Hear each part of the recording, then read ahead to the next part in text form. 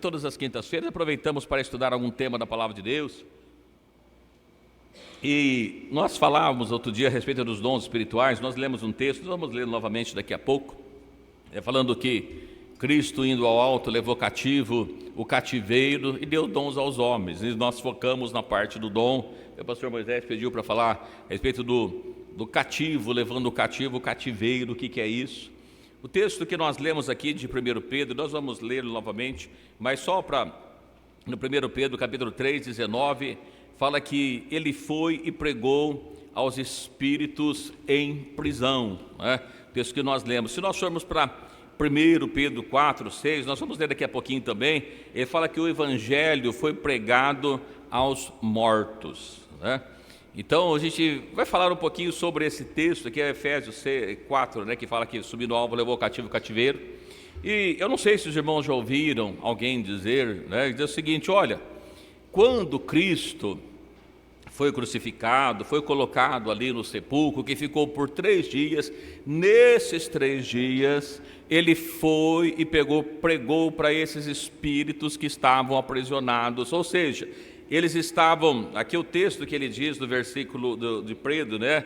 Ele fala aqui no versículo 20 que foram rebeldes em outro tempo, lá na época de Noé, que esperavam na longa benignidade de Deus, ou seja, então, aquelas almas que morreram naquela época, Cristo teria ido, então, eles foram perdidos, porque não deram crédito, evidentemente, à voz de Noé, então não obedeceram à voz de Noé, então eles foram condenados.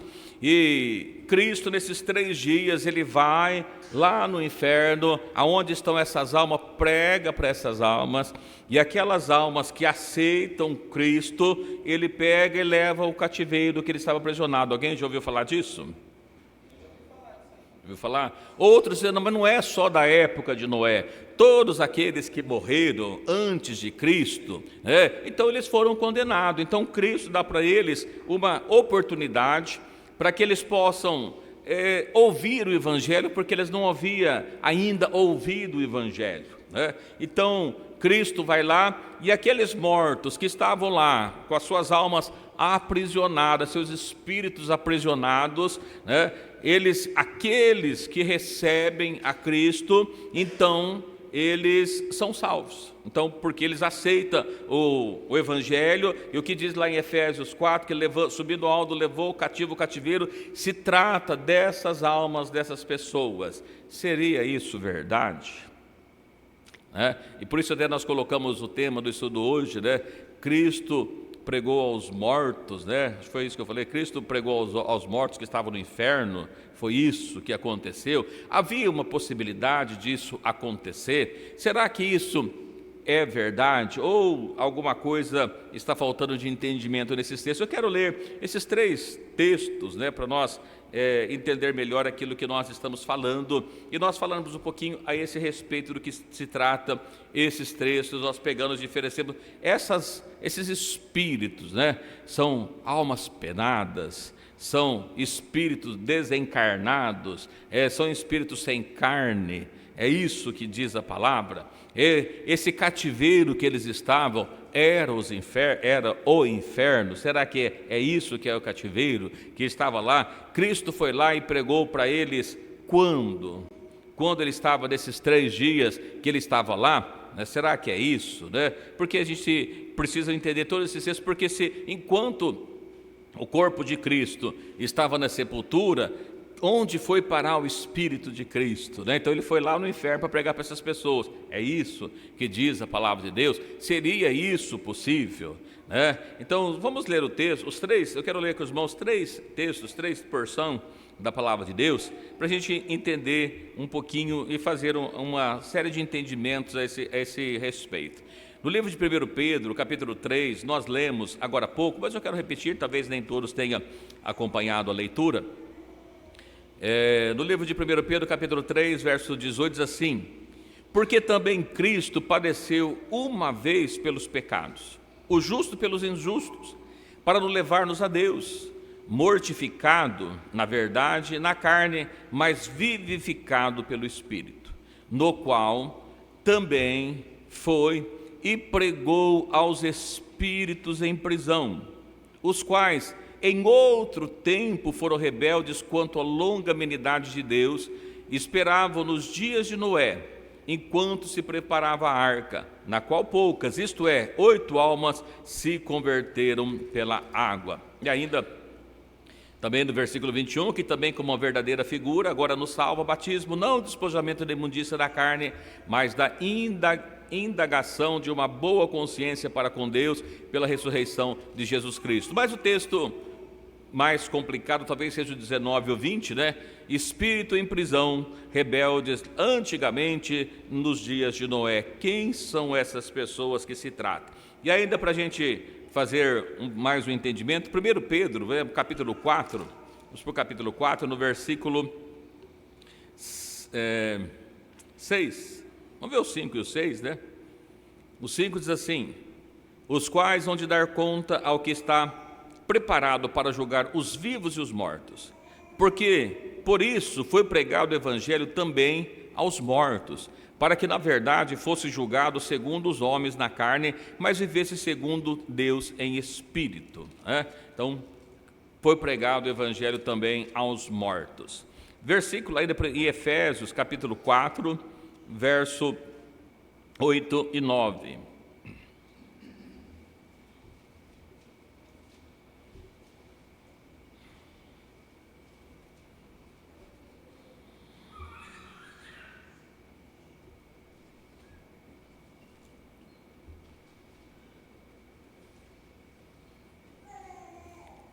Efésios capítulo 4, versículo 8 e 9, no 8 diz assim: pelo que diz, subindo ao alto, levou cativo o cativeiro e deu dons aos homens. Ora, isto ele subiu, que é senão também antes que tinha descido às partes mais baixas da terra?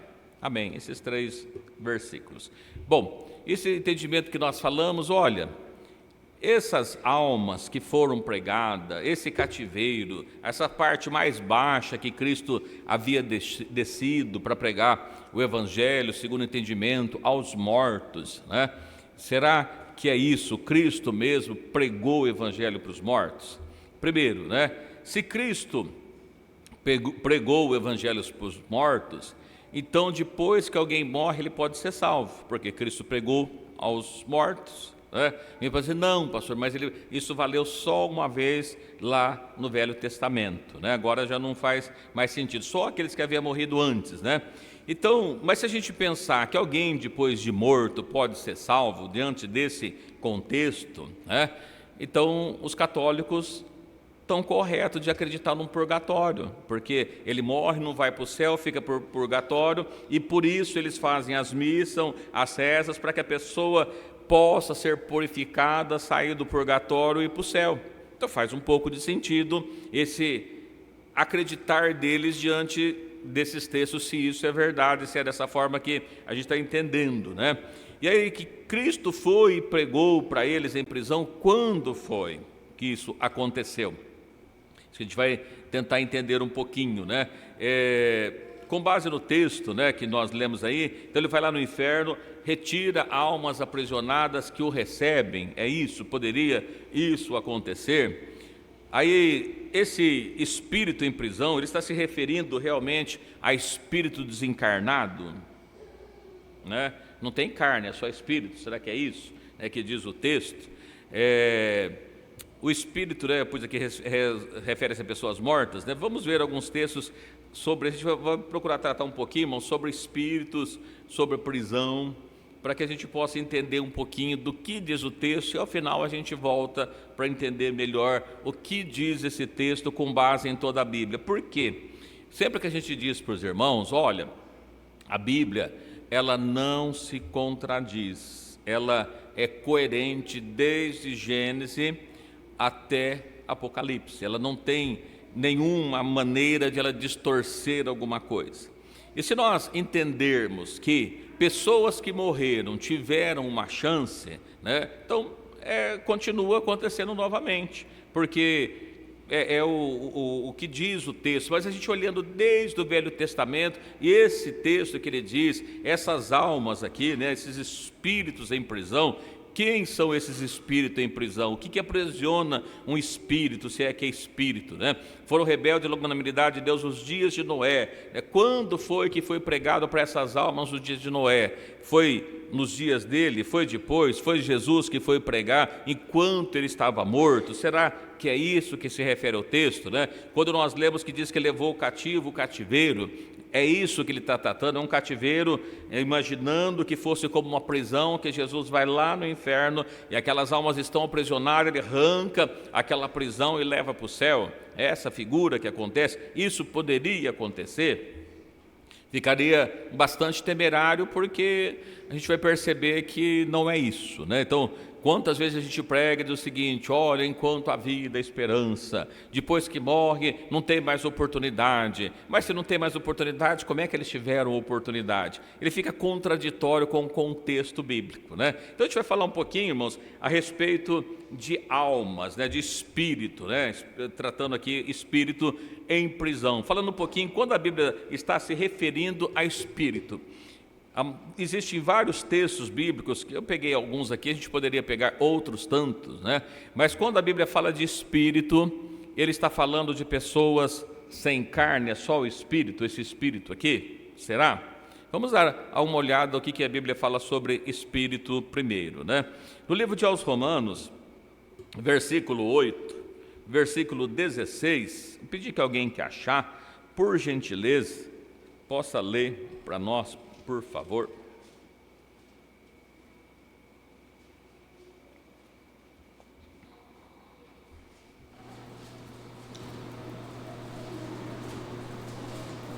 E o mesmo Espírito testifica com o nosso Espírito que somos filhos de Deus.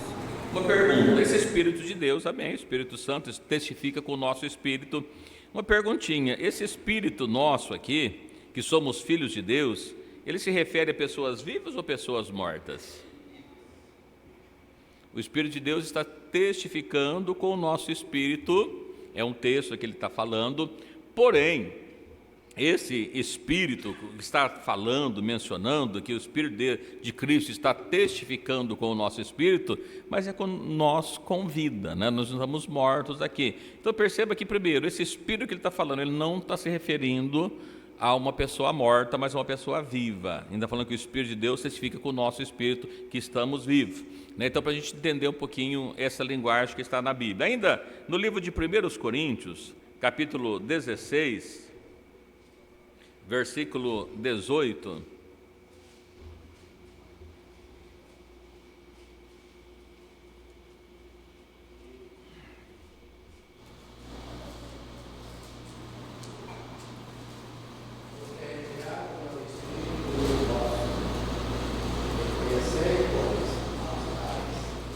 no livro de 1 Coríntios, capítulo 16, Paulo está falando de ofertas recebidas, de ajuda que foi dado para pessoas, né? E aí no versículo 18, nós só pegamos o 18, que nós queremos pegar justamente a parte do Espírito. Mas ele diz assim: olha, porque com a ajuda que foi dado, que os irmãos fizeram, o que aconteceu? Recrearam o Espírito dele e o espírito das outras pessoas que foram ajudadas, daquelas pessoas que haviam ajudados, que receberam ajuda, eles ficaram recreados. O que significa essa palavra recrearam?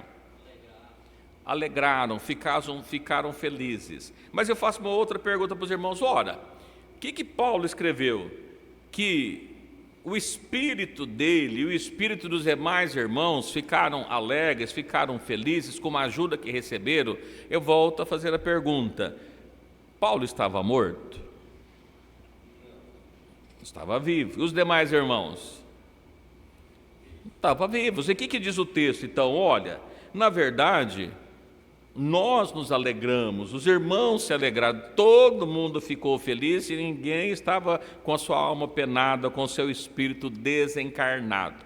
Embora Paulo usa uma linguagem que nós percebemos, irmãos, que era uma linguagem usada biblicamente para tratar de pessoas e não de almas penadas, não de almas desencarnadas, não de espíritos encarnados. Então, o primeiro ponto que a gente começa observando, né, que aqui ele está falando, nós lemos um lá, alguém fala, não, mas o Espírito de Deus, ele está falando lá no interior do nosso espírito, não é com a carne, tá? Mesmo que haja esse entendimento, o que Paulo diz agora para nós aqui, no versículo 18 de 1 Coríntios 16, é que eles se alegraram, porém, ele não diz que eles se alegraram, diz que o Espírito deles se alegraram.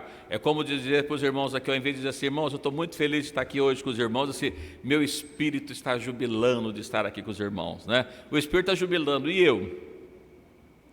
Também, né? Estou vivo, não estou morto, está falando de pessoa viva. Então, o primeiro ponto que a gente começa a perceber aqui, ainda no livro de Hebreus, no capítulo 12, Paulo faz uma comparação, a gente citando, como Paulo, fazendo uma comparação que a velha aliança e a nova aliança, ele trata lá do Monte Sinai, a aliança feita no monte, quando foi feita, dado a lei por Moisés, e ali ele trata da velha aliança, ele trata para nós aqui de um Monte Sião, representando a nova aliança, né? Evidentemente que isso aqui traz profecias futuras, algo para ser realizado, mas algo que nós já percebemos em vida, o que nós vivemos aqui, o que Paulo está escrevendo, é para as pessoas que estavam vivendo naquela época. No livro de Hebreus, no capítulo 12, versículo 22 e o 23, que nós vamos ler, eu pedi que os irmãos podem ler, irmãos, irmãs, para as irmãs não se cansarem aí também. Irmãos, e como a gente fala sempre, tá? E a gente avançando, lendo os versículos, os irmãos ficarem com alguma dúvida, os irmãos fiquem à vontade para interromper, perguntar em cima daquilo, para que não passe lá na frente, a gente fica sem entender. Os irmãos que nos acompanham também pela rede social, também da mesma forma, pode mandar a sua pergunta ali que a gente tenta encaixar aqui, tá bom? Livro de Hebreus, no capítulo 12, versículo 22, o que nos diz? 22 e 23. Mas chegastes ao monte Sião e à cidade do Deus vivo, a Jerusalém celestial e aos muitos milhares de anjos. A Universal Assembleia é a igreja dos primogênitos, que estão inscritos nos céus, e a Deus, o juiz de todos, e aos espíritos dos justos aperfeiçoados. Irmãos, o que Paulo está falando aqui para as pessoas, olha, nós já saímos da velha aliança, estamos na nova aliança, chegamos agora à nova Jerusalém, a cidade de Deus, não mais a terrena, mais a espiritual, né? A Universal Assembleia, a igreja dos primogênitos, que estão inscritos no céu, a Deus, o juiz de todos, e aos espíritos dos justos aperfeiçoados. Alguém pode dizer, pastor, mas aqui é daqueles que já morreram, então eles já foram aperfeiçoados. Mas perceba, irmãos, que Paulo está escrevendo, dizendo para as pessoas, nós já chegamos a esse ponto, né? Ainda que o Monte Sião, ele é tratado como a Nova Jerusalém lá em Apocalipse, então por isso ele tem um cunho profético também, mas nós percebemos aqui que diz assim, olha, aos espíritos dos justos aperfeiçoados, irmãos, o que é um espírito de um justo aperfeiçoado? É só aqueles que morreram? Ou os vivos em Cristo têm o seu espírito também aperfeiçoado? E quando ele está se tratando do espírito, a parte espiritual, mas ele está tratando de pessoas, evidentemente que a carne ela perece, mas a pessoa ela foi purificada. Então o justo, quando ele é purificado, o que purifica? O que aperfeiçoa o servo de Deus? Não é o sacrifício de Cristo na cruz do Calvário? Aquele que olha para ele, que recebe ele, tem o perdão dos seus pecados, e ele passa agora a pertencer à família de Deus, e assim, olha, vós já chegaste a Jerusalém, a nova Jerusalém, ao Monte Sião, à igreja dos primogênitos, aos todos os que estão escritos nos céus, a Deus. Então a gente começa observando que, ainda que ele está tratando aqui de espírito, né, nós estamos falando de pessoas que foram compradas pelo sangue de Cristo, e não de almas penadas, espírito desencarnado. É um outro texto que nós falamos aqui, evidentemente, que diz, olha, a gente poderia pegar o lado profético e levar lá para o Apocalipse, mas a gente perceber que a gente entende que ele está falando aqui de crentes em Cristo, cristãos que entregaram a vida para Cristo Jesus, ele trata como espírito, né? Eu estou pegando esses textos para a gente entender, olha, espírito, o que se trata isso, né? Ainda no livro de aos Gálatas, no capítulo 6, versículo 18, Sim, o Monte Sião. Sim, no livro dos Hebreus ele faz uma descrição da lei, da transição da velha aliança para a nova aliança. E quando ele fala do Monte Sinai, sempre que ele se refere à velha aliança, ele refere ao Monte Sinai.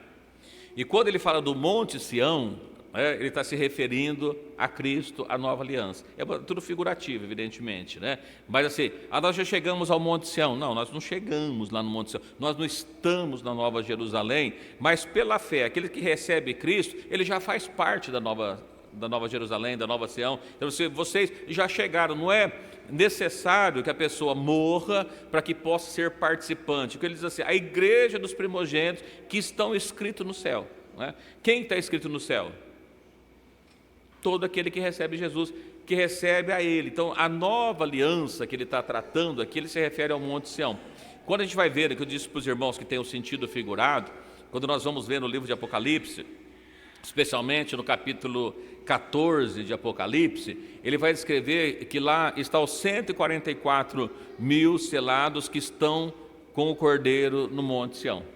Tem uma figura do que está ali sim, do arrebatamento da igreja, de estar com Cristo, mas aqui ele está tratando dessa transição, saindo da velha aliança. Inclusive, se nós lermos o livro de Hebreus, nós vamos perceber que ele vai tratando que Cristo é superior a Moisés, que ele é o sumo sacerdote. Ele vai fazendo a figura da velha aliança e trazendo para a nova aliança. Então é lógico que é figurativo, mas perceba que ele não trata das pessoas aperfeiçoadas, ele fala dos espíritos aperfeiçoados.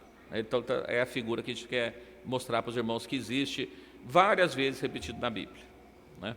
Tá bom? Livro de aos Gálatas, capítulo 6, versículo 18.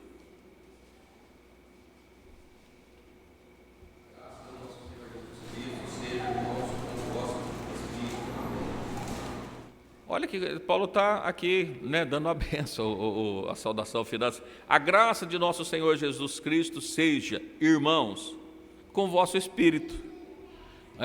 Aí eu volto a perguntar, estão mortos aqui? Estão os espíritos dos irmãos? Irmãos, a graça de Deus seja, a graça do nosso Senhor Jesus Cristo seja, irmãos, com o vosso espírito. Pessoas vivas. A graça de Deus, irmãos, esteja convosco. É isso que ele está falando. Porém, ele usa essa palavra espírito, né? Então, para a gente olhar, por que eu estou dizendo isso? Porque várias vezes, diversas vezes, a gente encontra a palavra espírito se referindo à pessoa viva.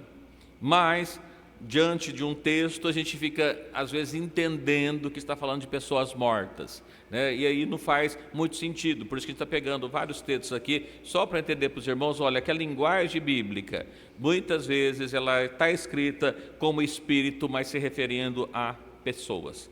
Paulo estava transmitindo ali a sua saudação final aos irmãos, né? E não só o espírito deles, mas as pessoas que estavam ali vivas. Amém?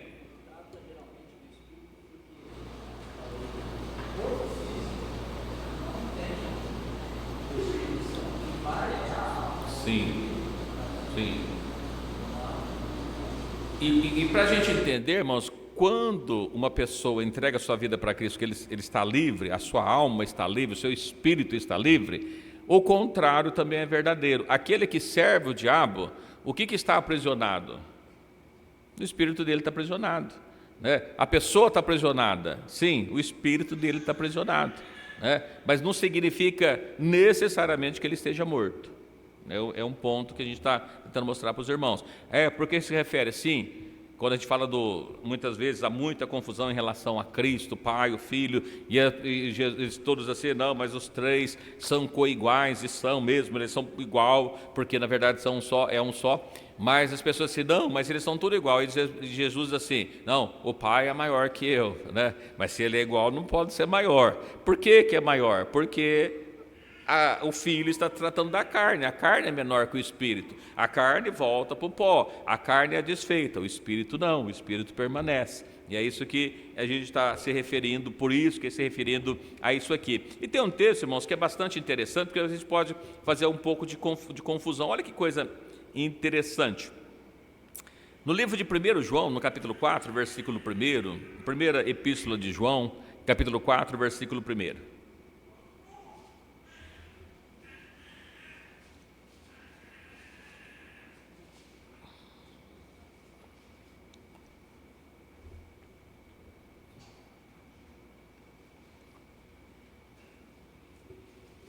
Primeira epístola de João, capítulo 4, versículo 1. Alguém quer achar? Pode ler.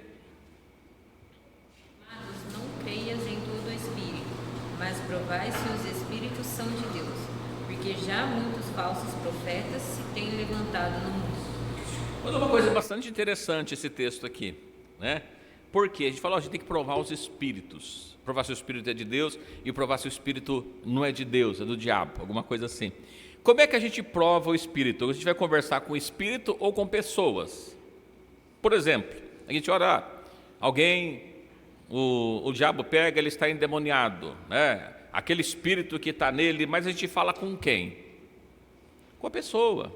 Expulsa o demônio da carne que está ali. Imagina que o espírito salta e fica procurando o espírito, é impossível a gente acontecer, e olhar, ver, enxergar. E João escreve-se, amados, não creiais em todo espírito.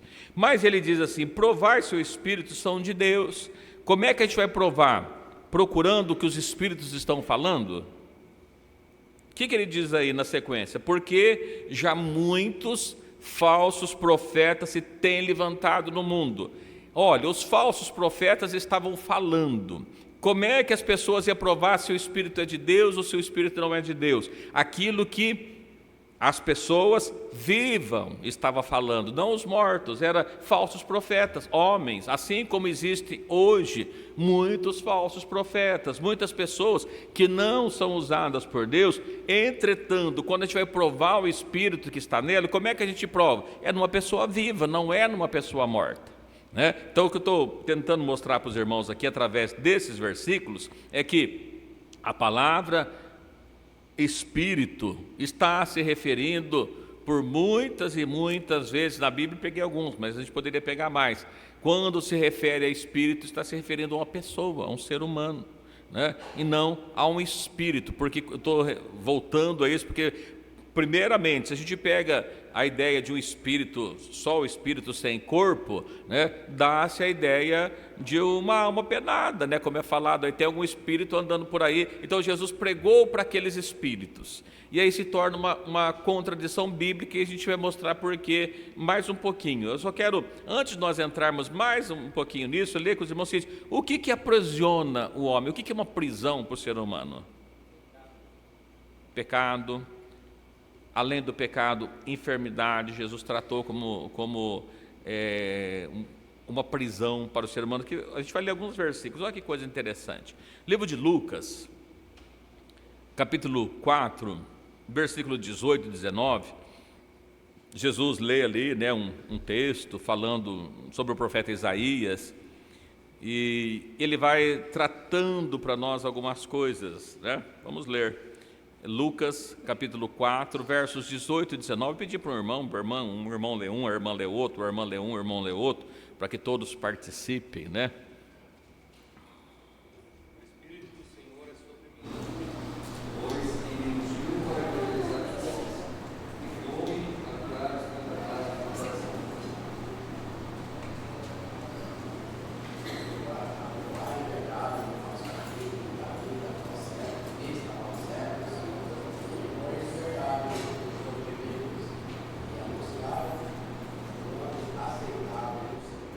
Mas olha que coisa interessante, aqui nós percebemos que ele está dizendo que o Espírito de Deus estava ali em Cristo, para evangelizar os pobres, curar os quebrantados de coração, apregoar a liberdade aos cativos. O que isso quer dizer? As pessoas que estão aprisionadas, foi dado para que pregasse para as pessoas que estavam aprisionadas. Aqui a gente começa a entender uma coisa interessante, né? Porque o Espírito de Cristo estava ali para libertar pessoas aprisionadas, dar vista aos cegos, por fim, pôr em liberdade os oprimidos. Ou seja, quando você dá liberdade para quem? Para quem está preso. Já viram lá, olha, soltou, teve lá um alvará de soltura. Para que é dado um alvará de soltura? Para quem está preso. Então, alguém que estava preso, assim, liberdade aos oprimidos. Eles estão oprimidos, presos, oprimidos, né? Anunciar o ano aceitável do Senhor. A gente observa para cá que era para libertar os cativos. Nós não vamos encontrar na palavra de Deus Jesus indo a nenhuma prisão pregar para as pessoas. Irmãos, vai ler aqui, pode ler os evangelhos, os irmãos não vão ver. Embora Jesus passou por muitos lugares, ele não entrou numa prisão para libertar pessoas. Irmãos, já viram ele lá, ele estava no cárcere, ele não foi lá no cárcere. A gente vai ver, ó, João estava no cárcere, o Espírito de Deus, né, foi lá e libertou João, mas a gente vai ver Jesus fazendo isso. E aí a gente percebe que essa liberdade que ele está se tratando é algo relacionado ao Espírito, mas há pessoas que estão com o seu espírito aprisionado por alguma forma, de alguma coisa, e a gente vai ver que é do pecado, de enfermidade, algumas coisas que eu separei alguns textos para nós darmos uma lidinha aqui. Então veja que Jesus veio para libertar os cativos, todo aquele que estava cativo. E até tem o texto de Romano, né, que diz que todos pecaram, então todos estão distanciados, então todos precisam ser libertos por Cristo. Vamos lá ainda no livro de Lucas, no capítulo 13, Lucas 13, 10, 11 e o 12. E depois a gente leu um outro, né? Mas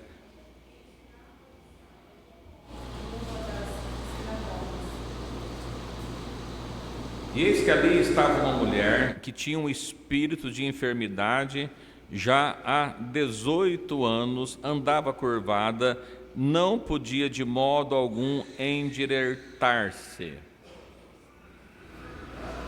Veja o versículo 12.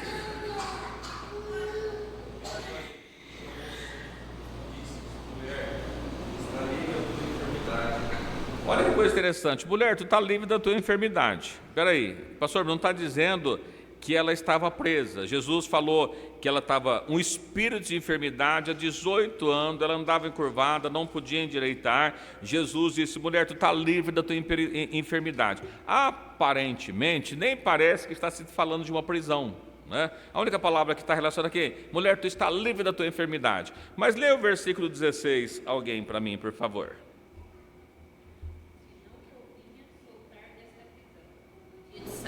Esta filha de Abraão, a qual há 18 anos Satanás mantinha presa. Perceba, irmãos, que assim, olha, começaram a dizer assim, olha, mas onde se viu? Jesus vai curar no sábado, tem outro dia para curar. E Jesus fala ali tudo com eles, do jumento, Sicar, eles vão lá libertar o jumento. E aí ele continua assim, não convinha soltar dessa prisão no dia de sábado, essa filha de Abraão que estava 18 anos, Satanás mantinha presa.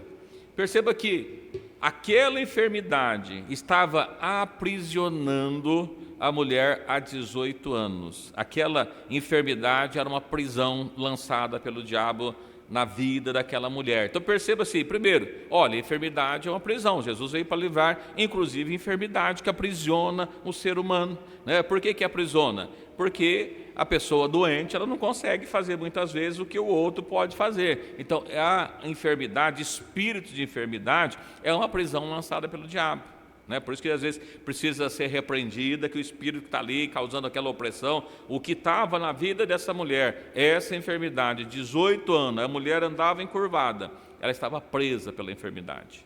E Jesus veio curar. Então, que prisão era essa? Uma enfermidade. Aí Jesus... no livro de João, os irmãos conhecem bastante o texto, é muito citado, mas vamos ler. Livro de João, capítulo 8, 32,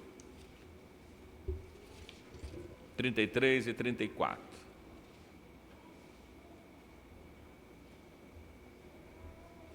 Evangelho de João, no capítulo 8, versículo 32. E então conhecereis a verdade, e a verdade vos libertará. Responderam que somos descendência de Abraão, e nunca servimos a ninguém, como dizes tu, sereis livres? Verso 34.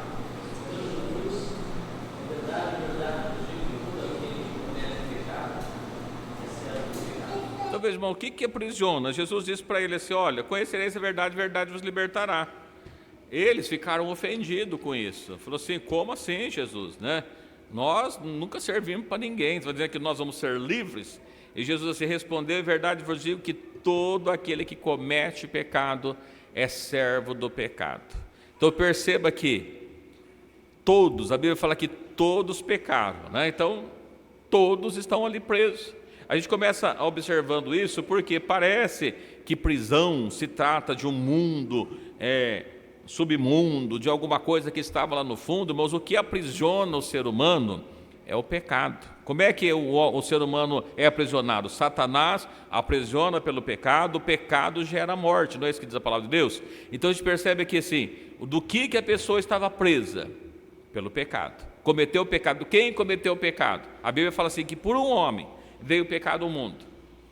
Então, eu nunca pequei, todos pecaram, é isso que diz a palavra de Deus, né?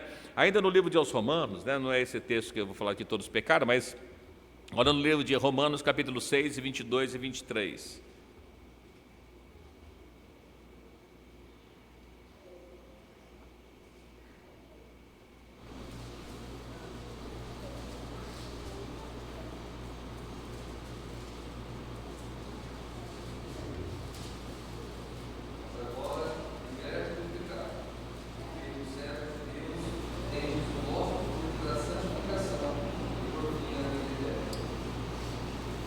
Porque o salário do pecado é a morte, mas o dom gratuito de Deus é a vida eterna, por Cristo Jesus nosso Senhor. Amém, a freia aqui do texto é esse aqui, né? Olha, agora libertos do pecado, feitos servos de Deus, tende vosso culto para a santificação, o salário do pecado é a morte. O que aprisiona o ser humano, irmãos? O pecado. O pecado aprisionou o homem.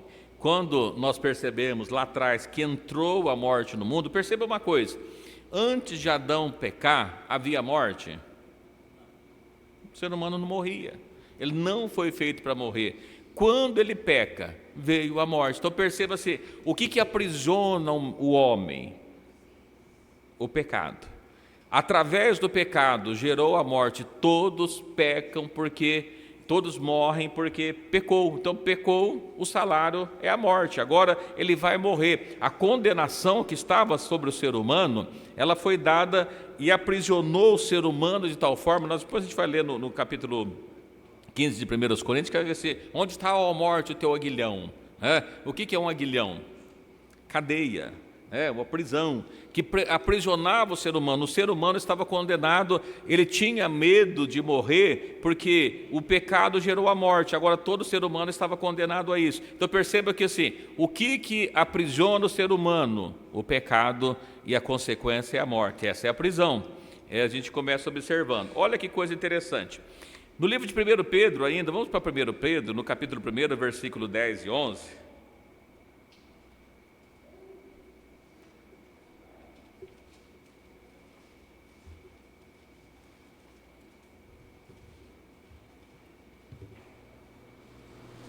Livro de 1 Pedro, capítulo 1, verso 10 e 11.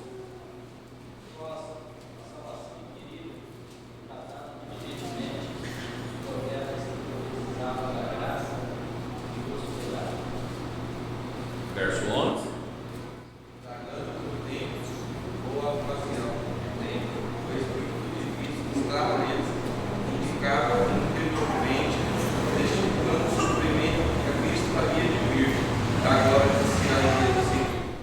Mas eu peguei esse texto porque eu achei muito interessante. Olha que coisa interessante. A salvação que inquiriram antigamente os profetas, diligentemente os profetas, de que profetas ele está falando aqui, que falaram, inquiriram a respeito da graça? De que profetas ele está falando? Ele está falando, aliás, não é só um profeta, os profetas. Os profetas, o profeta Isaías falou de Cristo, do que iria acontecer. Eu disse para os irmãos aqui, o Espírito do Senhor está sobre mim e me ungiu. O profeta Isaías que falou isso, profetizou isso. Vários profetas que profetizaram a respeito de Cristo, da vinda dele, falando a respeito dele. Antes dele, aqui a gente percebe o seguinte, olha, eles inquiriram, trataram diligentemente os profetas, profetizaram da graça que foi dada. Esses profetas, eles trataram isso quando? Em vida ou morte? Em vida, quando eles estavam vivos.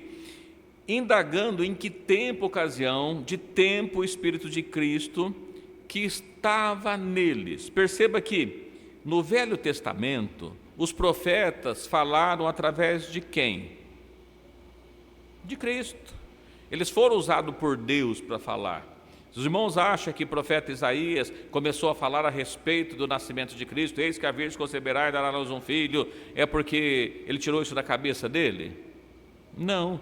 Quando a gente vê lá o chamado do profeta Jeremias, né? A gente vê o profeta Jeremias que diz, eu sou uma criança ainda, né? Eu não diga tu uma criança. Quem que falou com ele? Então perceba que o Espírito, o que ele está se referindo é assim, que o Espírito de Cristo que estava neles, e só Cristo só nasceu através de Jesus. Jesus nasceu, Jesus Cristo, né?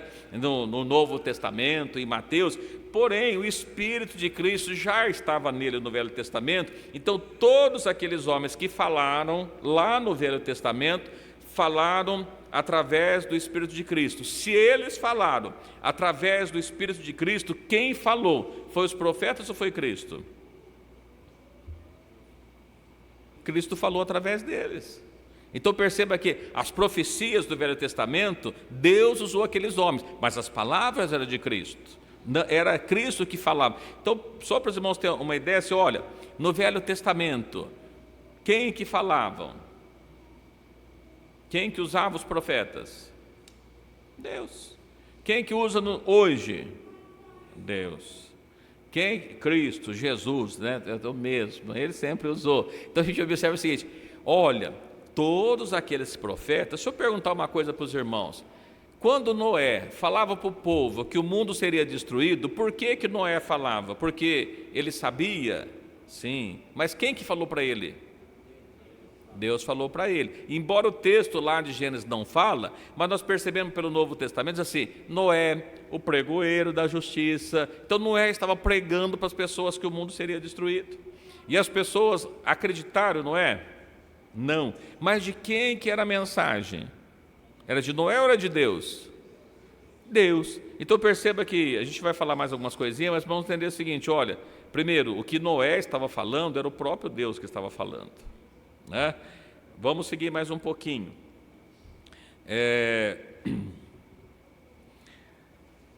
Só para a gente entender uma coisa, morto pode se arrepender? Pessoa depois que morre tem jeito de se arrepender? O irmão fez uma pergunta aqui, eu vou ler isso aqui, depois eu já respondo, que eu acho que está mais ligado a esse texto aqui, a esses dois próximos textos. No livro de Hebreus, no capítulo 9,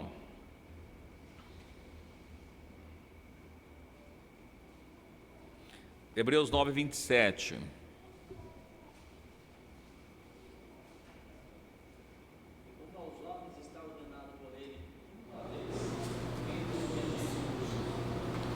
No 28 ele complementa, mas fala de Cristo, ele oferecendo uma vez para tirar os pecados de muitos, aparecerá uma segunda vez sem pecado aos que esperam para a salvação. Mas pegando o primeiro texto, 27, os homens estão ordenados a morrer uma vez, e após morrer, o que acontece?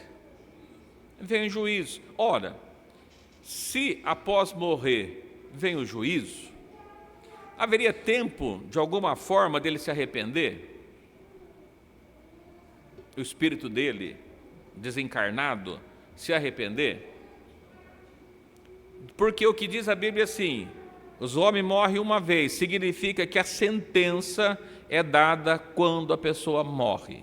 Até a pessoa morrer, ela pode tomar decisões em vida que lhes garante a sentença futura, seja boa ou seja má. Então aqui diz assim, olha, aos homens estão ordenados a morrer uma só vez, vindo depois disso o juízo. Morreu, vem o juízo. O que é o juízo? A condenação ou absorção em relação ao que ela fez em vida. Esse é um primeiro ponto. Se esse é o primeiro ponto, as almas que morreram nos dias de Noé poderiam se arrepender com a pregação de Cristo enquanto ele estava ali no sepulcro pregando para eles? Biblicamente não. Olha mais um outro texto. No livro de Eclesiastes, que está no Velho Testamento, antes de Jesus.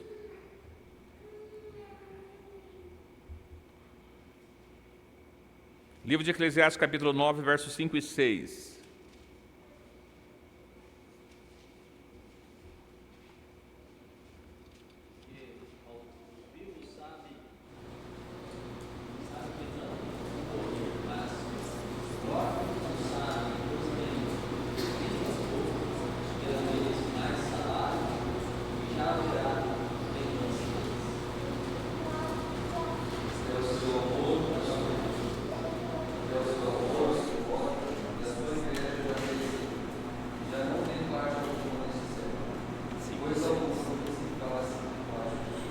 Irmãos, o que Salomão deixa para nós é o seguinte: olha, os vivos sabem o que vai acontecer, os vivos sabem que vai morrer, os mortos não sabem mais coisa nenhuma, não tem mais recompensa, a memória foi entregue ao esquecimento, o seu amor, seu ódio, sua inveja pereceu, não tem parte alguma nesse século, em coisa nenhuma que se faz debaixo do sol. Ou seja, a pessoa ele pode morrer com raiva de alguém.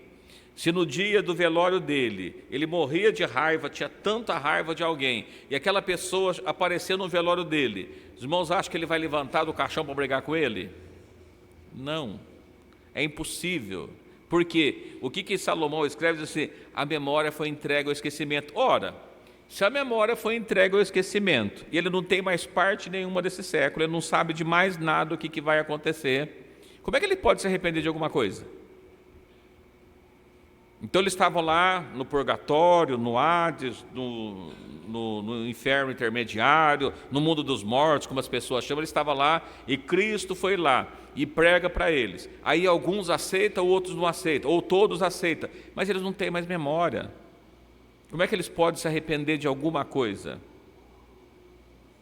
É impossível, não tem jeito. E essa palavra, irmãos, está escrita exatamente no Velho Testamento, antes de Cristo, dizendo, depois a gente vai ler aqui, nós lemos Hebreus, que é do Novo Testamento, assim, ó, o homem morre uma vez, depois que ele morreu, vem o juízo. Não dá para mudar mais a sentença, ele não pode mudar mais o que faz. Enquanto ele está vivo, ele escolhe o que vai fazer. Quando ele morre, não tem mais jeito. Ainda que a carne morre, que perece, que se desfaz, o espírito permanece vivo, porém, as atitudes é a que foi feita em vida, é que foi feita na carne. E é uma coisa tão interessante, eu perguntei para o irmão assim, ó, a memória está na carne ou está no espírito? O irmão já viu, alguém sofre um acidente, bate a cabeça, ele perde a memória? Ele está morto? Não, está vivo. Mas ele não lembra de mais nada, por quê? Não está no espírito, está na carne, está aqui, né? Quando vem, a pessoa tem um Alzheimer, ele começa a ter problema de esquecimento daquilo outro, está na carne, não está no espírito. Então por isso que ele diz assim, olha, os vivos sabem o que vai acontecer, os mortos não mais. Já foi definido, já estão no pó da terra, o seu corpo, o espírito é dado. Aqui o irmão perguntou, disse para deixar um pouquinho para depois, que o irmão perguntou assim, olha, referente ao espírito, aquele versículo que diz que o pó volta à terra e o espírito volta a Deus. O que acontece com o espírito após voltar para Deus? Né? Que ele diz assim, olha, o corpo foi para a terra e desfaz, e o espírito?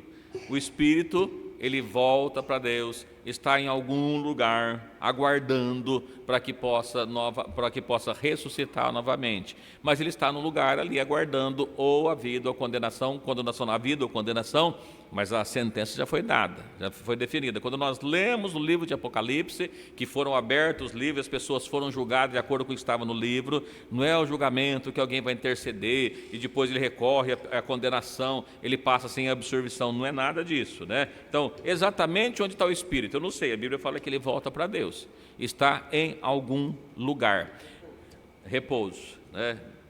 E está lá, lugar de repouso, até o momento de ressuscitar de novo, né? Você observa isso. Então,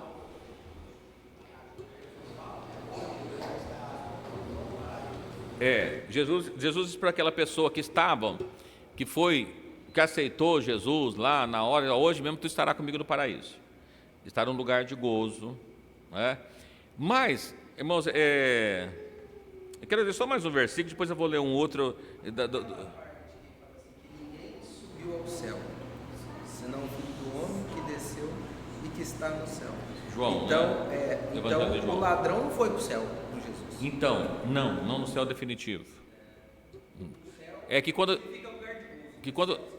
isso, que a gente vê que João foi levado até o terceiro céu, quantos céus há? Não sei. Ele foi até o terceiro. Ele foi para um céu. Foi para o lugar de gozo. Lugar de gozo. Isso. Mas não para o céu.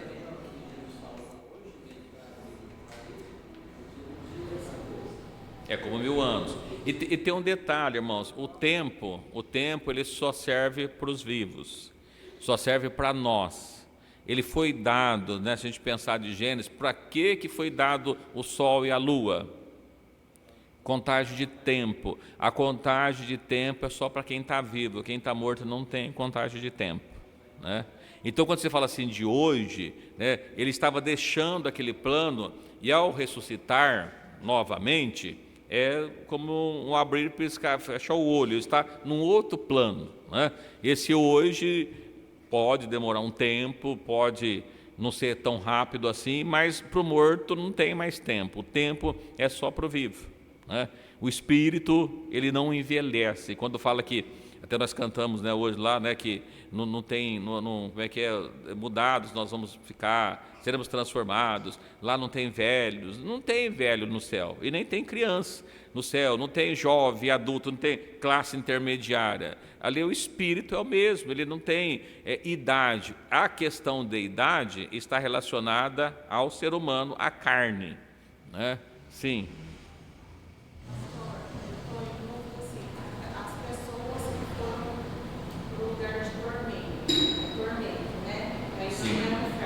Não. Fala de Ares, né? Sim, eles sabem do morreu.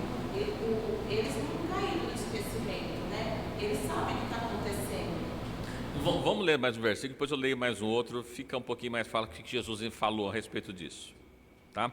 E quando fala que a memória dele está entregue ao esquecimento, ele não tem nada mais a ver com o que acontece nesse mundo. Desse mundo não sobrou mais nada. Então, você olha, a pessoa partiu com raiva da Dalila, né? Olha, agora você perdoa a Dalila? Não tem perdoar a Dalila, ela não lembra mais disso. Isso estava na carne, não ficou mais lá no espírito, entendeu? Mas a gente vai falar, deixa eu ler mais um versículo, depois na sequência a gente lê um outro que fica melhor para entender isso aí. No livro de Isaías 38, 18 e 19.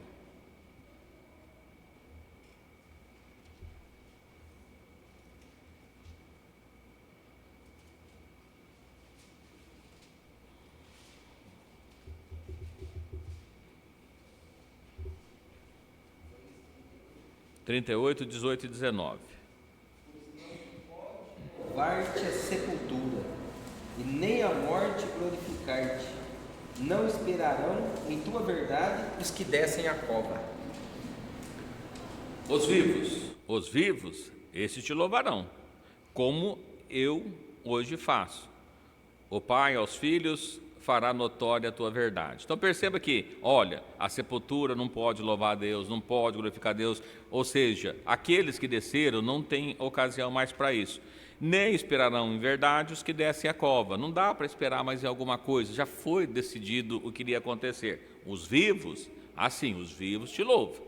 Os vivos é que tem essa oportunidade de estar fazendo isso. Então, só para esses textos, só para dizer para os irmãos o seguinte, olha, se a gente olhar o contexto bíblico, é impossível uma pessoa depois que morre ser salva, não tem jeito, isso é quando está vivo.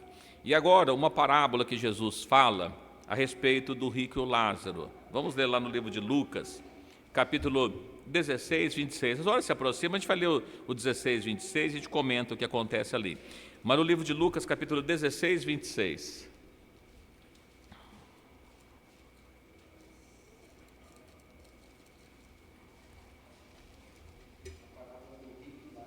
Isso.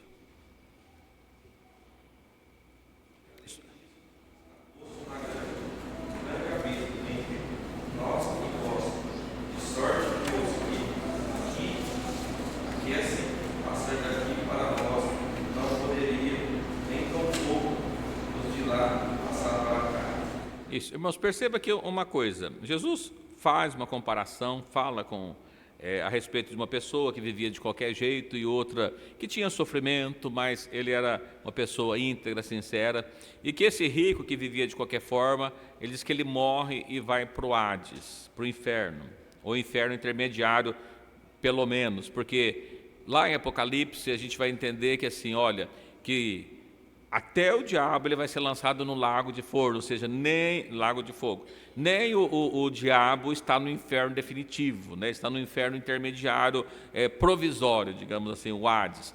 E ele diz assim que ele foi levado ao Hades e O mendigo foi levado para o seio de Abraão e o rico foi levado para o Hades. E diz que o rico, ele estava em tormentos. E do outro lado ele olha, ele vê lá que o Lázaro, ele estava sendo consolado, estava com o pai Abraão, estava no lugar de gozo. Perceba, irmãos, que esse texto está dizendo para nós aqui, e aí ele diz assim, olha, manda que Lázaro vem cá, bota a mão na água, refresca a minha língua, eu estou em tormentos aqui, olha, não tem jeito. Então manda falar para os meus parentes que estão lá na terra, para que eles não venham para o lugar que eu estou sofrendo muito aqui. Falou, também não tem jeito de passar ninguém daqui para lá, ainda que fosse alguém lá falar, eles também não iriam ouvir. Lá tem Moisés e os profetas, ouça-os, ou seja, a palavra está lá, o Velho Testamento, o Novo Testamento, a palavra está lá, ouça ela agora. Não tem jeito de mudar o destino depois. Mas a gente percebe o seguinte, que tanto aquele que morre em Cristo, ele foi para um lugar de gozo, e o que estava sem Cristo para um lugar de tormento, ainda que não é o definitivo, porém já é um lugar de gozo, já é um lugar de tormento. Então onde que vai o Espírito? Está ou no lugar de gozo ou no lugar de tormento. É o lugar definitivo? Não, nem o céu, nem, que ele trata aqui do seio de Abraão, e nem o Hades, esse chamado de mundo dos mortos, inferno intermediário, inferno provisório. É um lugar de tormento que não é o final, porque a Bíblia fala lá em Apocalipse que o inferno, ele foi lançado no lago de fogo, Então até as pessoas que estão nesse lugar de sofrimento serão lançadas no lago de fogo. Mas aí a questão, estão lembrando, olha, aquele que, se a gente olhar para cá, embora é uma parábola e não um relato real, o que Jesus estava mostrando, que aquele que morre com ele, que deixa esse mundo com ele, já está no lugar de gozo. Vai ao céu? Não, o definitivo não, irmãos, porque a Bíblia fala lá do arrebatamento que os vivos, que os mortos ressuscitarão primeiro, depois os vivos serão transformados. Então eles vão ressuscitar novamente. Os mortos que estão no Hades também vão ressuscitar numa segunda ressurreição para a segunda condenação. Mas já está definido. Então, biblicamente, não tem meio de você ir lá e tirar uma pessoa do inferno e levar para o céu.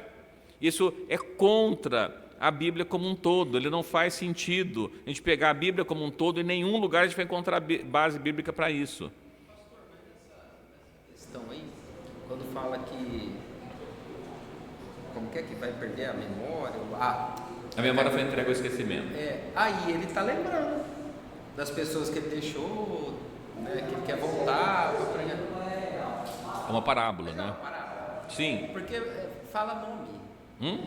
Ele cita nome, Jesus citou nome, mesmo assim, a parábola. Ele fala de um rico e o Lázaro. Rico e Lázaro. O rico não fala o nome. Inclusive, ele não fala que foi levado para o céu, fala que foi para o seio de Abraão. E Abraão também, a gente vai com Cristo, não é com Abraão. É uma figura, Uma figura que não queria acontecer. Isso. Então, sim. Mas o que a gente observa aqui é que Jesus está falando o seguinte, olha, não tem jeito de sair de um lugar e para o outro. Aqui é o lugar definitivo. Você entrou aqui, você ficou aqui, não tem jeito de sair mais disso aqui. Ou no gozo, ou no sofrimento. Sim, fala que a quem farei subir, entendeu ela que era Samuel que subia, Não é isso, irmãos, até porque quando ele fala aqui que ele foi levado para o seio de Abraão, a gente sempre vê que um Cristo é sempre subindo, nunca descendo, Então não podia fazer, uma feiticeira não ia levantar um servo de Deus, porque está me tirando do meu sossego aqui, também eu estou descansando, você está me atrapalhando, Não é isso. Mas então aqui que ele diz, é uma parábola. Então quem morreu na salvação, e a gente percebe as duas coisas, e além de um está no lugar de gozo e o outro está no lugar de tormento, ainda que não é o definitivo, mas é o provisório, digamos assim. Então, assim, haveria possibilidade de mudar? Não tem jeito de mudar. Então, e ele mesmo diz assim, olha, não tem jeito de passar daqui para lá, não tem jeito de passar de lá para cá. Foi lá, ficou aqui. Os que estão vivos definam para que lado vai. E por isso que a gente, quando fala a respeito da salvação, para onde você quer ir? Eu quero para o céu. Você quer ir para o céu, precisa mudar a vida, entregar a vida para Jesus, não tem jeito. Sim. segue-se o juízo. O juízo está determinado. Quando nós falamos lá que a pessoa, não, mas quem sabe no julgamento, a hora que colocar os tronos e abrir os livros, a pessoa tem uma chance. Mas não tem chance, já está definido. Os 66 livros, lá os livros é os 66 livros. Os livros foram se abertos. Sim.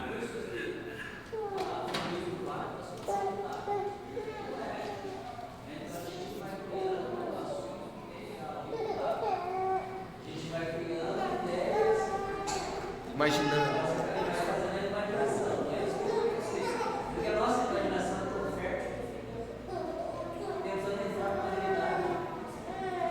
Abriu-se os livros já estão aqui. Julgados de acordo com a palavra de Deus. Entendeu? Então, irmãos, só para, olha, para onde que está o Espírito? Ou no lugar de tormento, ou no lugar de gozo. Provisório. Vão ressuscitar ambos, né? A gente observa ainda, então, vamos voltar para Pedro 3, fazer um entendimento melhor desse texto.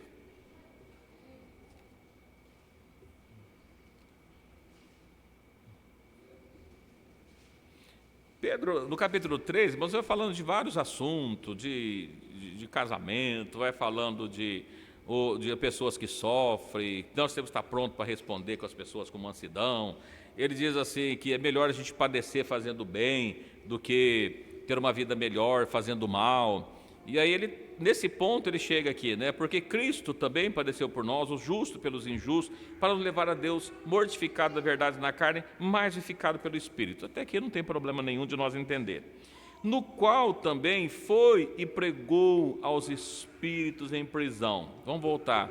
O que é um espírito em prisão? O espírito em prisão é um ser humano que está no pecado, que está servindo o diabo. Então Cristo, ele pregou para pessoas que estavam perdidas, pessoas que estavam condenadas, pessoas que estavam oprimidas, pessoas que o diabo tomou conta deles, apossou-se deles. Então esses espíritos em prisão, primeiro ponto, não se trata de espíritos encarnados, mas de pessoas aprisionadas pelo pecado, aprisionadas pela morte, porque o pecado gera morte. Então esse é o ponto aqui. Mas vamos seguindo. 3 dias que Jesus ficou lá e foi pregar para todos os mortos antes dele, isso aí primeiro que a gente, não é bíblico. A gente entende que assim, olha, o Espírito de Cristo não é o mesmo Deus? Então ele falou assim, mas aonde que ele foi quando o corpo estava na sepultura? Olha, o Espírito continuou no mesmo lugar, ele não deixou de ser Deus. Não é que ele foi para algum lugar ou para outro, ele continuou no mesmo ponto, ele era Deus e Espírito. O Espírito de Deus estava presente em todo lugar, ao mesmo tempo, né? Então não que em 3 dias ele fez algum trabalho específico, não se trata disso. Assim que antes de Jesus não tinha salvação. Então ele foi pregar para todos os mortos que morreu antes dele. E na verdade assim, Moisés pregou a salvação. Noé pregou a salvação, então todos eles pregaram. Quando a gente fala que quem obedecia a Deus naquela época. Quando ele fala que assim que ele pregou os espíritos em prisão, e eles assim que outro tempo foram rebeldes contra a longanimidade de Deus, e Deus esperava nos dias de Noé, ou seja, aquelas pessoas nos dias de Noé que estavam ali aprisionadas, quem que pregou para eles? Noé. Então quando Cristo pregou para esses espíritos, irmãos, é através de Noé. Quando Deus usa Moisés, foi Cristo que pregou para as pessoas. Quando nós observamos aqui, e a gente às vezes passa desapercebido o texto, mas a gente vai observando assim, enquanto se preparava a arca, no qual poucos, isto é, 8 almas se salvou, só 8. Quando a gente vai um pouquinho mais para frente, peço para alguém ler para mim, 2 Pedro, capítulo 2, verso 5, está pertinho aí. Segundo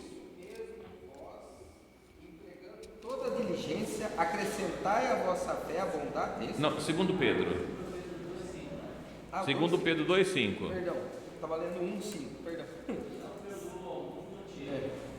Mas guardou a fé, nevoeiro da justiça, com mais 7 pessoas ao trazer de frutos. Vamos ler o 4, ó. Porque se Deus não perdoou os anjos que pecaram, mas havendo lançado no inferno, os entregou às cadeias da escuridão, ficando reservado para o juízo. É por isso que as pessoas falam, então, o juízo que a pessoa vai lá, que abre os seus livros e está reservado, pode ter uma oportunidade. Não perdoou o mundo antigo. Então a gente lê aqui no capítulo 3, parece que o mundo antigo ele pôde ser perdoado, mas quando a gente vai no capítulo 2, assim, ele não perdoou o mundo antigo. O mundo antigo foi condenado porque não ouviu. Então, voltando aqui, que no qual pregou os espíritos em prisão, ele refere aos quais em outro tempos foram rebeldes, contra a longanimidade de Deus, esperavam no dia de Noé. Então, todas aquelas pessoas que foram pregadas, embora ele está falando aqui, irmãos, que é melhor você sofrer, que é melhor você ter dificuldade fazendo a vontade de Deus do que fazendo mal e ser recompensado. Inclusive ele cita Noé, porque Noé não foi acreditado. As pessoas Noé falava, as pessoas zombavam dele, mas ele continuou falando. E, em consequência, ainda que o Espírito de Deus estava pregando para eles que estava aprisionado, por que as pessoas zombavam de Noé? Porque estavam aprisionadas. O diabo tomava conta deles. Estava tomando conta. Sim, exatamente. E quando a gente observa para isso, então, pastor, mas como é que se explica então que levando ao alto levou cativo o cativeiro? O que foi que quando Cristo ressuscita, ele toma o poder e quase que eu falo, né? Ele tira o poder, né, e leva consigo. O que era a prisão? Não era o poder do diabo que ele tinha sobre nós? Nós pecamos, agora você vai morrer porque você pecou. Cristo ele tira o poder do diabo, mas quando ele leva cativo o cativeiro, quando a gente vê lá Paulo escrevendo em 1 Coríntios 15, né, 50 e... agora eu não lembro. 55. Nenhuma.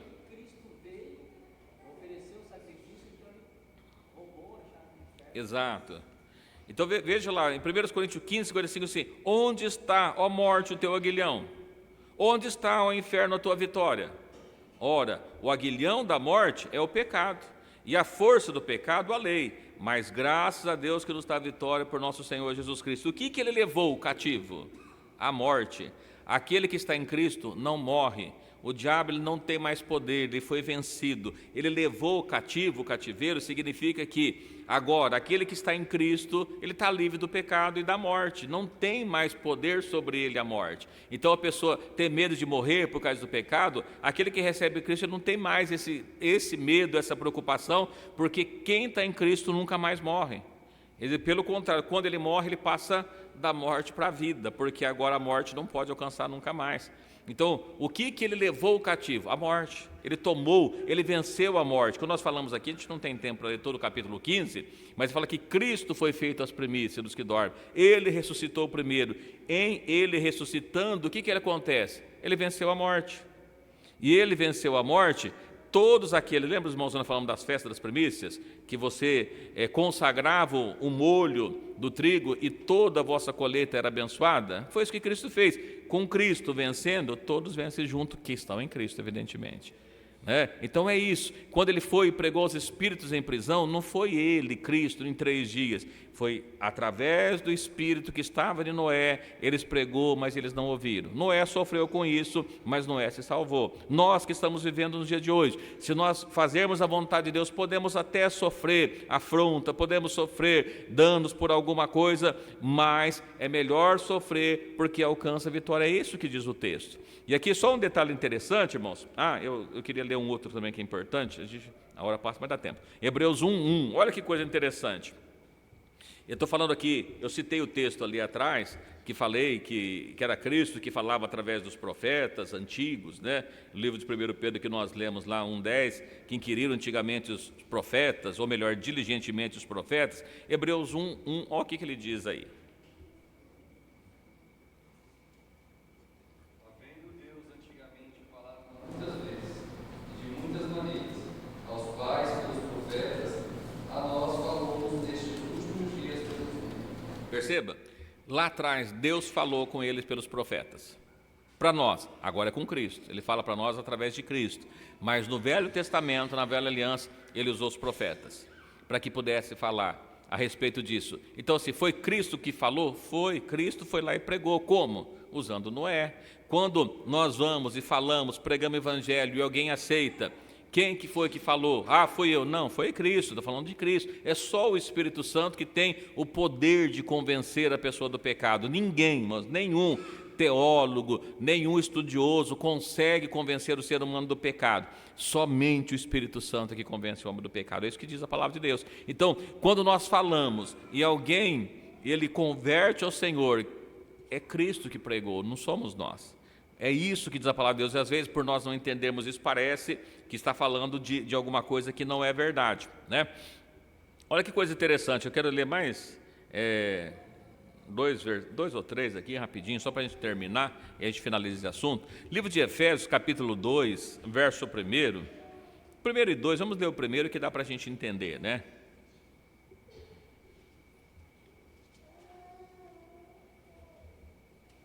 Efésios 2, 1.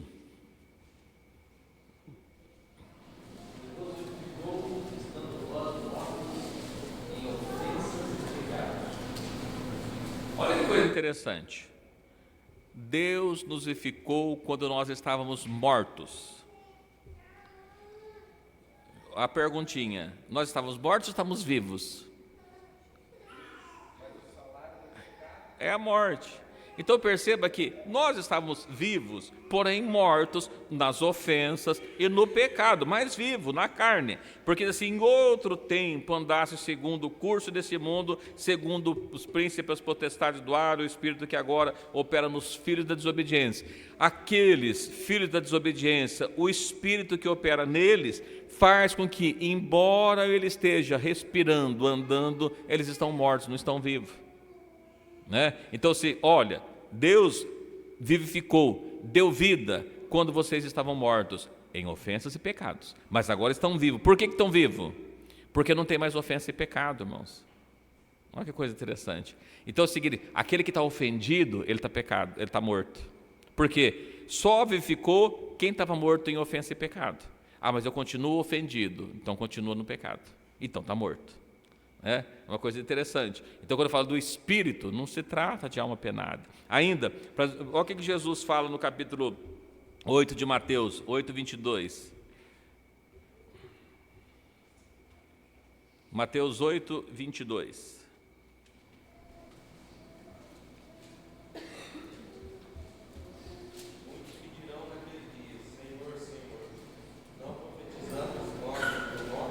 Mateus 8, 22.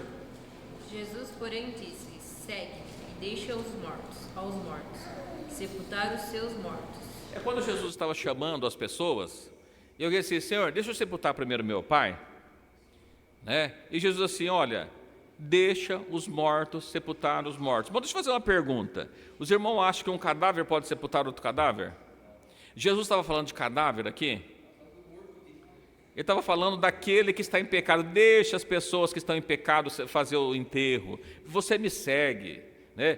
Ele já morreu, não tem mais o que se fazer para ele. Então deixa os outros que estão mortos em pecado que cuida do morto. Não dá para fazer isso. Você tem que cuidar dos vivos. É isso que ele estava falando. Então uma coisa interessante. Aí eu li aqui, irmãos, eu só anotei, mas eu não marquei. Lá, não precisa abrir a Bíblia não. Em 1 Coríntios 15, do 24 até o 26, ele vai dizer assim: o último inimigo que o homem tem que vencer é a morte. O último inimigo é a morte, mas Cristo já venceu. E por isso assim, onde está, ó morte, a tua vitória? Você não tem mais poder, porque aquilo que você aprisionava, você perdeu, porque Cristo subiu ao alto, levou cativo e o cativeiro. O texto que nós lemos, só para a gente concluir também, lá em 1 Pedro também, né? Porque por isso foi pregado o evangelho também aos mortos. Irmãos, não é que o evangelho foi pregado para as pessoas que estavam mortas, para a alma penada, para espíritos encarnados. Não, os mortos que foi pregado é para quem está sem Cristo, para quem está preso no pecado, na ofensa, ele está morto. Por isso que Efésios assim: vos ficou estando morto. Então, quando a palavra de Deus fala que o evangelho foi pregado aos mortos, quem é os mortos? Todo aquele que está sem Cristo está morto. É isso que diz a palavra. Essa é a linguagem bíblica, vamos dizer assim, para a gente entender o que diz a palavra de Deus, né? E aí eu quero ler, aproveitando que os irmãos já entenderam todo esse contexto, né? Eu quero fazer alguma pergunta para os irmãos agora. Irmão, como é que a gente explica, então, no livro de 2 Timóteo, capítulo 4, verso 1. 2 Timóteo 4, 1.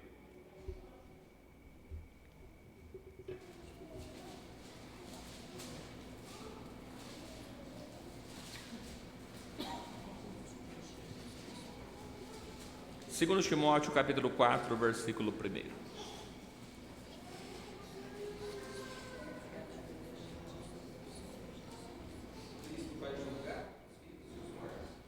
Sim. Conjuro-te, pois, diante de Deus e do Senhor Jesus Cristo, que há de julgar os vivos e os mortos na sua vinda e no seu reino. Olha, Cristo vai julgar pessoas mortas?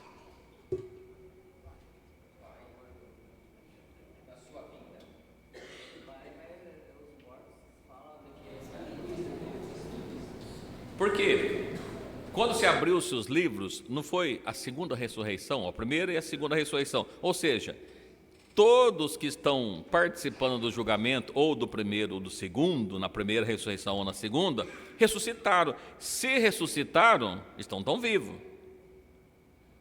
Mas aquele que está sem Cristo, mesmo vivo, ele está morto.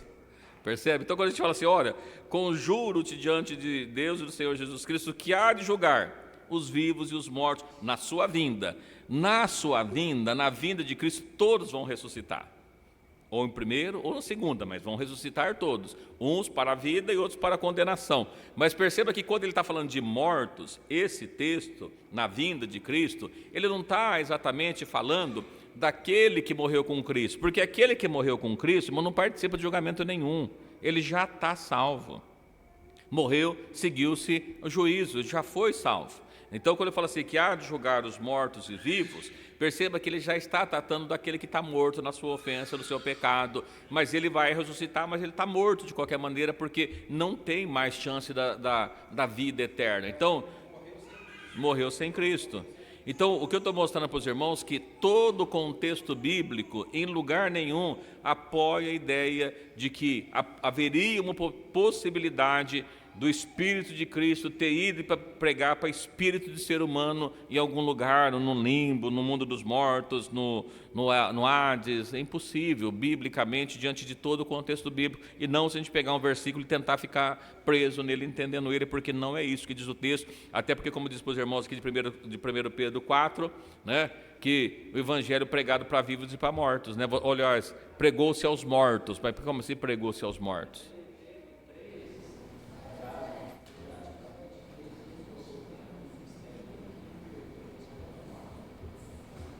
Como assim?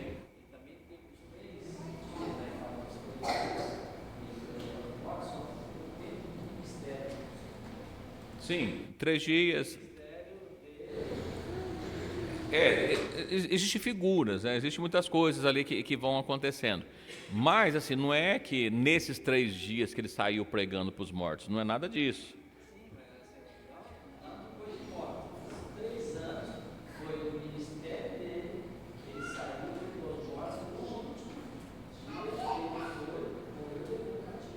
Sim.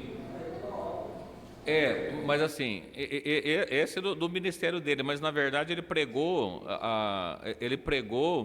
aos cativos a vida toda, né?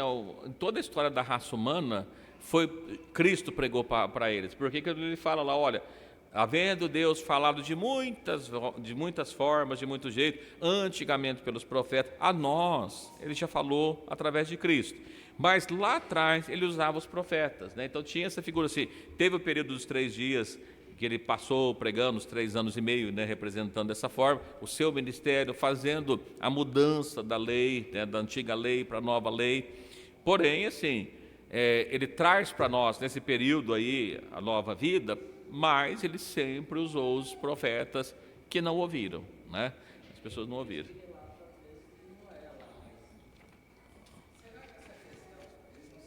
Também naquele texto de Apocalipse, pastor, que fala lá que estavam as almas debaixo Então, no livro de Apocalipse, que ele está falando no capítulo 7, não vou lembrar o versículo, mas ele diz que estavam as almas debaixo do altar, dizendo: até quando, ó dominador, não julgas?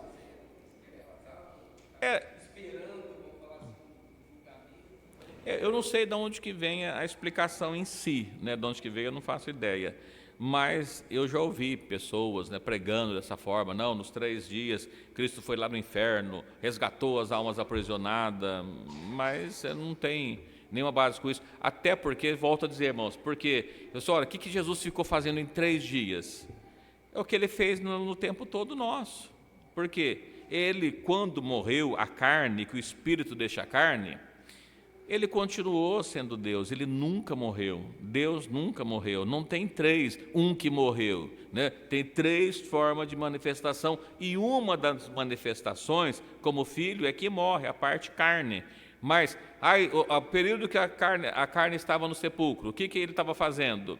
O mesmo que enquanto não existia a carne, ele continuava sendo Deus. Ele continua sendo Deus. Deus, ele enche os céus e a terra, né? A Bíblia fala que os céus é o seu trono, a terra é o escabelo dos seus pés, ou seja, que ele reclina, que ele coloca os seus pés sobre a terra.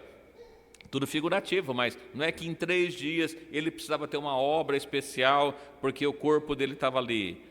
Ele sempre foi Deus, só naquele corpo não estava o Espírito naquele momento, né? Mas não é isso, né? Não é isso que fala a palavra de Deus. Olha, de onde que vem? É impossível a gente imaginar que havia pregação para espírito, né? Quando se refere a espírito, está falando de pessoas mesmo aprisionadas pelo pecado. É isso que diz o texto, né? E quando foi pregado na época, lá atrás para Noé, então eles receberam, não, a gente vai para 2 Pedro, a gente vai perceber que ele não perdoou o mundo antigo. Mas se ele havia perdoado aqui, ele não poderia ter condenado a lei. Não faz o menor sentido. Tá bom? Espero que tenha ficado claro e nós concluímos esse assunto. Ficou alguma dúvida dentro desse assunto? Pois sim. Uma pessoa que foi para o lugar de tormento, ele acordou, ele não sabe o que ele está lá, ele não lembra que ele aprendeu, tipo assim, ele aprendeu o evangelho aqui, ele não aceitou, ele foi para lá. E lá ele não sabe, ele esqueceu o que ele aprendeu. Olha, sinceramente, mãe, eu não faço ideia. E sinceramente eu pretendo não saber, né? Porque só quem está lá mesmo. Mas assim, o que dá para perceber, pelo que nós falamos aqui sobre o rico e o Lázaro, que ele está consciente do que está acontecendo. A gente olhando o outro texto, ele diz que a memória foi entregue ao esquecimento, ou seja, ele está vivendo a realidade daquele lugar e não mais o que aconteceu aqui, né? E eu até tenho um argumento para a gente falar do céu, né? Olha, imagine você lá no céu, chega toda feliz, né? Tem o arrebatamento, encontra todos os irmãos, aí você encontra o grupo de Ribeirão Preto, você pensou, né? Chega lá e começa: oh, que bom você está aqui, e olha, mas cadê fulano? Eu falei: puxa, não veio, né? Vai causar uma tristeza porque fulano não apareceu. Então, essas questões, né, daqui acho que fica por aqui. A gente vai ter alguma lembrança? Eu não sei, mas eu imagino que se nós tivermos lembrança da terra, provavelmente seria uma lembrança que nos ia causar mais dor do que benefício, né? Porque assim, olha, o que existe de melhor nessa terra? No céu vai ser tudo melhor. Então é incomparável. Então a pessoa que está lá no inferno, ele está lembrando o que está acontecendo aqui. Se a gente olhar pela maior parte dos textos, a gente fala que ele não tem memória, a memória encerrou-se.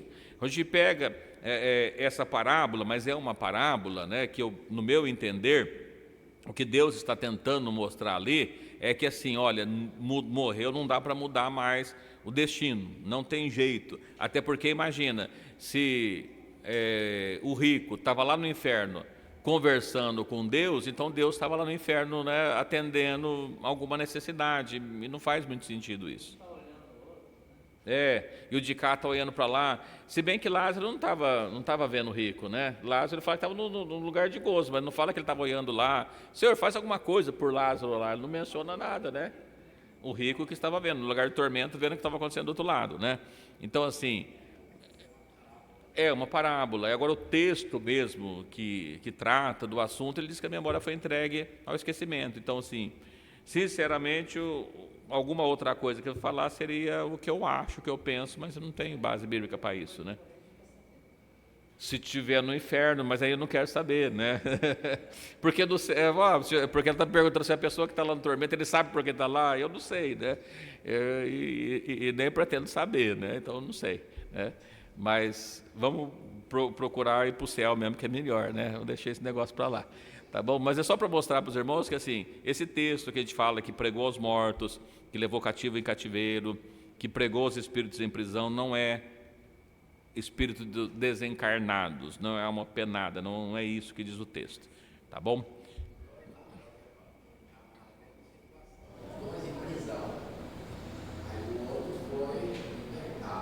Na última hora, sim, né? E um recebe a salvação, o outro não, no momento lá, né? E Jesus disse, hoje mesmo você vai estar comigo no paraíso, mas esse hoje também, eu não sei se era o hoje literal, porque lá não tem tempo, né?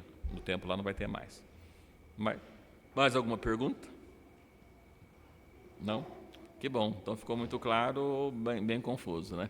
Mas vamos estar agradecendo a Deus então por essa oportunidade. Convido o pastor Moisés para fazer a oração final, da bênção final, lembrando os irmãos que amanhã, sexta-feira, tem o culto lá na casa da... esqueci o nome, como é que chama? Fátima, né? Isso, lá no Parque Avelino, o tal endereço lá no grupo da igreja. Sábado temos a viagem para São Carlos, mas tem o culto também, a maior parte dos irmãos não vão, então haverá o culto normalmente no Jardim Marquês. Domingo pela manhã, as crianças, jovens, adolescentes, domingo à noite, também temos o culto aqui. Que Deus abençoe a todos os irmãos.